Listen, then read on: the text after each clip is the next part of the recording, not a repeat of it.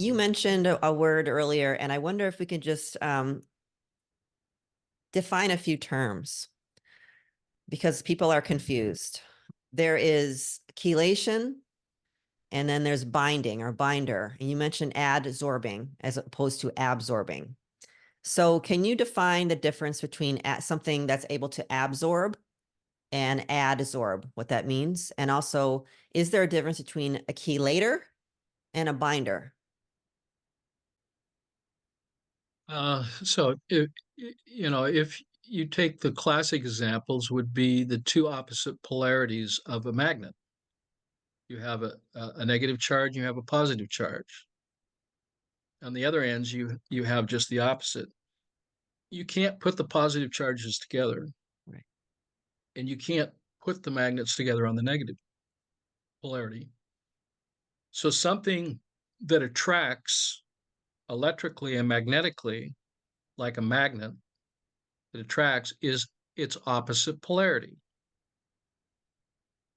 So that's really important for something that's adsorbing is attracting electromagnetic to its surface, like a magnet, and then absorbing is taking it within the body of that magnet. So if we're talking about cells, red blood cells have a negative zeta potential, negative charge. That's why they repel each other. So if the environment has been compromised with metabolic or dietary or environmental toxins, waste, let's say like graphene oxide, which has a surface charge of positive, it's going to cause blood clots. And so you could be using titanium oxide or dioxide, and that can also, you're putting that on the skin, but it can be adsorbed and then absorbed into the interstitium or the interstitial fluids, and that can get into the blood and it can cause pathological blood coagulation. So while you're trying to protect the skin from sunlight, which you shouldn't be, you just don't spend as much time, the sun is a solar panel. It adsorbs light and then pulls it in and then absorbs it into the body, and that light is converted into electrical energy. And the person who really deserves some credit on his work is a book called The Body Electric. He was forced to retire as an orthopedic surgeon because he was healing bones 3 times faster by using electromagnetic principles Yeah. that allowed the body to heal properly, that attracted the blood. Acupuncture does this. It attracts the flow of blood to a specific area, so regeneration. But the key here again is, do you have healthy blood? That's the whole purpose of looking at live blood. But but the red blood cell repels other blood cells because of its negative charge. If it's going to adsorb something, it's going to be the opposite polarity. So if it's introduced to graphene oxide or aluminum oxide that carries a surface charge that's positive, or a chemical that attracts that to the cell, then that's adsorption. If it pulls it into the body of the cell, that's absorption. Okay, let me just stop you for real quick and so I can make sure that we all get it. So a lot of us have seen the blood cells on a slide picture. And so we have they should be separated. And so what you're saying is they should be because they're negatively charged, they will repel each other.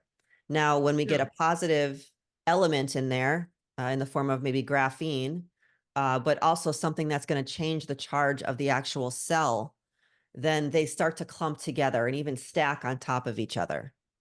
Yeah, it's Am I it's a right so French word far? which is called rouleau. Yeah. So they stack, and this can be problematic. So Yeah. that's what healthy blood looks like. It's round and symmetrical. This is what happens to blood when it approaches graphene oxide in a cluster. Yeah. It begins to clot. But this acts Yeah. like a magnet because the surface area is negatively charged. It'll attract to this, forming the clot. this leads to circulation problems, because blood cells, in order to be reoxygenated, has to go into the pulmonary system single file.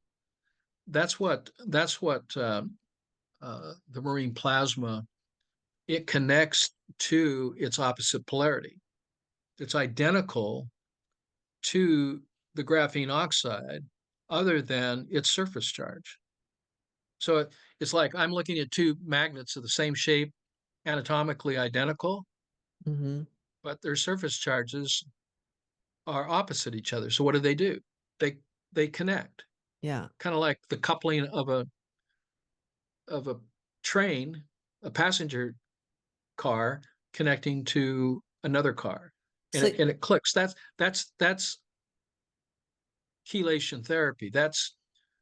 That therapy is neutralizing the effects of that by okay, negating this. good. Now, there are some chelation therapies which are not chelation therapies that are stated even in their abstract that they break down this technology, which is totally false. Right. They do not.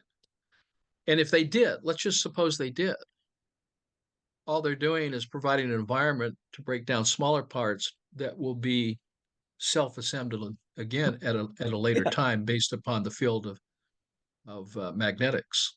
You don't want to break this technology No, you down. don't. I totally agree. So make sure I heard you right. So the process you're saying with like the key in the lock with the masterpiece, the zeolites and the marine plasma with the, in this instance, graphene, them locking together is the classic definition of chelation.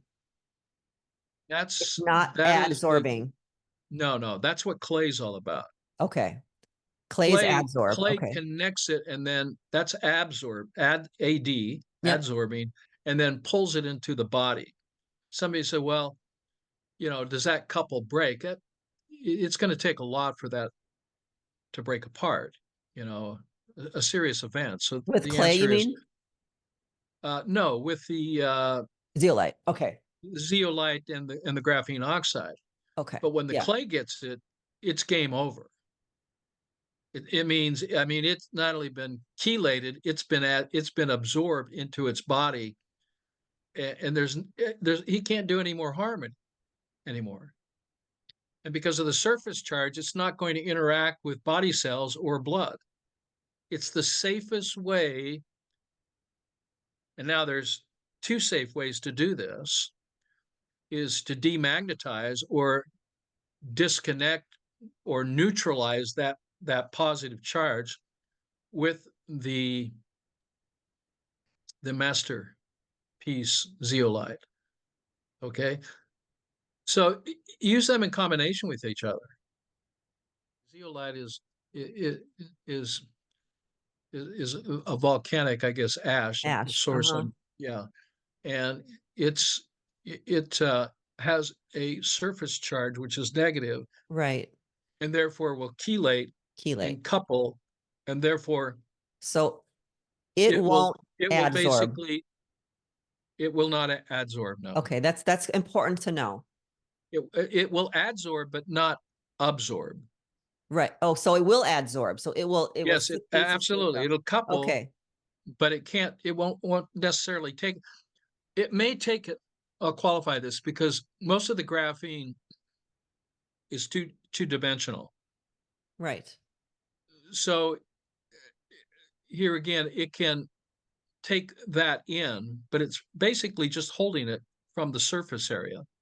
So this two-dimensional graphene oxide material, where the zeolite is multidimensional, it can actually take on more, but here it's not absorbing, it's adsorbing, Okay. where the clay adsorbs and absorbs. Oh, yes.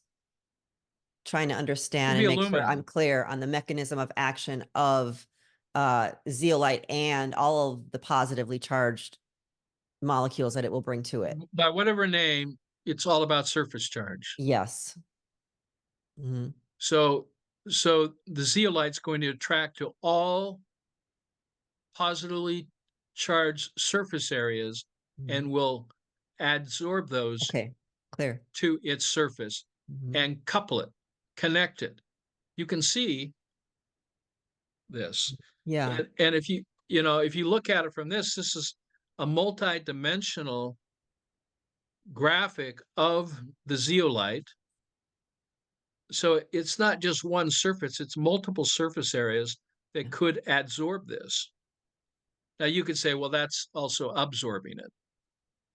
I mean, here again, as a point of argument, it's going to attach to its surface area, not take it into its body.